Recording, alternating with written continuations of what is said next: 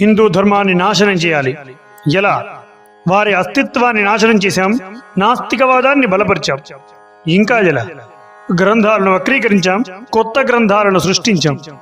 ఇంకా జల ధర్మ సంస్కృతి కొరకు పాటుపడే వారందరినీ బలితీశాం. ఇంకా జల సంస్కృతి సంప్రదాయాలను, ఆచార వ్యవహారాలను మంట కలిపాం. ఇంకా జల చరిత్రను తిరగరాశాం, చరిత్రకారుల్ని తుడిచేశాం, చరిత్రకు ఆనవాలైన వాటన్నింటినీ ధ్వంసం చేశాం. ఇంకా జల ఈ దేశంలో ఎంతో మంది ధన మాన ప్రాణాలను హరించాం. ఇంకా జల దేశం కొరకు, ధర్మం కొరకు, సంస్కృతి కొరకు, రక్షణ కొరకు మనసా భాషా కర్మణ నిరంతరం పరితపించే వారందరినీ ఊచకోత కోశాం. ఇంకా జల మతోన్మాదులను సృష్టించాం, మతోన్మాదులను ప్రవేశపెట్టి మత మార్పులు చేశాం. కమ్యూనిస్టు ఉన్మాదులను రంగంలోకి దించాం. సెక్యులర్ హిందువులను, సెక్యులర్ రాజకీయ నాయకులను సృష్టించాం. ఇంకా జల హిందువుల ధనాన్ని విదేశాలకు పంపి ఎన్జిఓల పేర్లతో భారతదేశంలో ఉన్న కొన్ని మతాల వారికి వారి అస్తిత్వాన్ని నిలుపుకునేందుకు వాటిని అందిస్తూ, ప్రోత్సాహపరుస్తూ, కొన్ని మతాల వారికి ప్రత్యేకంగా ప్రభుత్వమే ప్యాకేజీల పేర్లతో ప్రోత్సహించే పథకాలను, విధానాలను తీసుకొచ్చాం. ఇంకా ఎలా? కానీ ఒక్క హిందువు తన గుడికి వెళ్లి తన దేవుణ్ణి చూసుకోవాలంటే మాత్రం అధిక పైకం చెల్లించాలనే నెపంతో దేవుణ్ణి దూరం చేసి ఆ దేవుణ్ణి కొంతమందికి మాత్రమే పరిమితం అయ్యేలా తగిన చర్యలు తీసుకున్నాం. ఇంకా ఎలా? ప్రపంచం నిద్రపోతున్న సమయంలోనే పట్టు చీరలను కట్టింది భారతదేశం. ప్రపంచానికి నోట్లో మాటలు రాని సమయంలోనే అనర్గళంగా వేదాలను వల్లించింది. చెడ్డీల మీద ప్రపంచం కొట్టుకునే సమయంలోనే యుద్ధ నీతులు, శాస్త్రాలు రచించిందిరా భారతదేశం.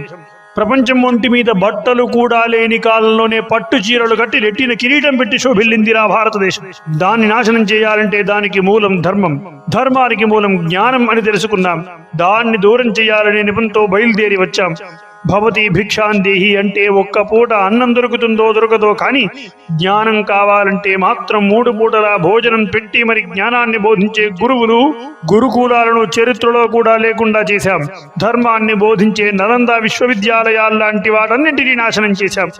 ఇంకా ఎలా? ప్రపంచమంతా అడవుల్లో పండు కాయలు కోసుకొని తినే కాలంలోనే సుగంధ ద్రవ్యాలను పండించిందిరా భారతదేశం. అలాంటి దాన్ని నాశనం చేశాం. ఇంకా ఎలా? ప్రాచీన విద్యను నాశనం చేసి పాశ్చాత్య విద్యను ప్రవేశపెట్టాం. ప్రపంచానికి విజ్ఞానాన్ని నేర్పిన హిందువులను అదే పాశ్చాత్య విద్య కోసం ఇక్కడ బారులు తీరేలా బాధుడు మాదేరా అన్నట్టుగా వారి సంపాదనను హరిస్తూ వారిని బానిసలు చేసుకున్నాం. ఇంకా ఎలా? భరతమాతే స్వయంగా అమృతం వంటి అన్నాన్ని పండించి వండి పెడుతున్న వాటిని దూరం చేసి రంగు, రుచి, పచ్చి లేని వంటలను ప్రవేశపెట్టాం. ప్రజలందరూ వీటికి మాత్రమే బానిసలయ్యేలా వాటిని అలవాటు చేశాం.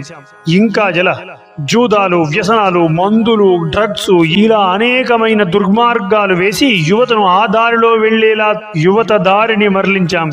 రాబోయే యువతకు కూడా హస్తస్య భూషణం దానం అంది వేదం. కానీ హస్తస్య భూషణం ఫోన్ అంటుంది ఈ తరం. ఆ విధంగా వారి కాలాన్ని హరించి రోజుకు 20 గంటలు వృధా చేసే సోమరితనాన్ని పెంచాం. సోమరిపోతుల్లా తయారు చేశాం. ఇంకా ఎలా? ప్రతిభ ఉన్నవాడికి కాకుండా లేనివాడికే ముందు అన్ని దక్కేలా అన్ని చర్యలు తీసుకున్నాం. ఇంకా ఎలా? మాతృభాషను నోటికే పరిమితం చేశాం, మాతృవిద్యను ఇంటికే పరిమితం చేశాం. ఇంకా ఎలా? 6 గజాల పట్టు చీర కట్టి నుదుటిన బొట్టున పెట్టి తలలో సిగపూలు పెట్టుకుని నడిచే సంస్కృతి నుంచి 5 అంగుళాల చిరిగిపోయిన బట్టలు కట్టుకునేలా సంస్కృతిని మంట కలిపాం. ఇంకా ఎలా? అనేక సంపదలను ఎత్తుకుపోయాం. ఇంకా ఎలా? అందరిలో అవమానించాం. ఇంకా ఎలా? ఎలా ఎలా ఎలా ఎన్ని చేసినా ఏదో రకంగా భారత శోభ వెలుగుతూనే ఉంది. ప్రపంచంలో నేటికి అగ్రగామిగానే ఉంది, తలెత్తుకునే జీవిస్తుంది. వందల వేల సంవత్సరాల నుండి అనేక మంది ఇలా దాడులు చేస్తున్నా కనీసం చెలించకుండా, చీమ కుట్టినట్టు కూడా లేకుండా తలెత్తుతూ సగర్వంగా శోభిస్తుంది రా భరతమాత. ఎలా ఎలా ఎలా? ఇది మన హైందవ వ్యతిరేకవాదుల ఆచరణ చిత్రం. నీవు ఏం కోల్పోయావో ఒక్కసారి వెనక్కి తిరిగి చూసుకో. జాగో హిందూ, జాగో భారతీయుడా.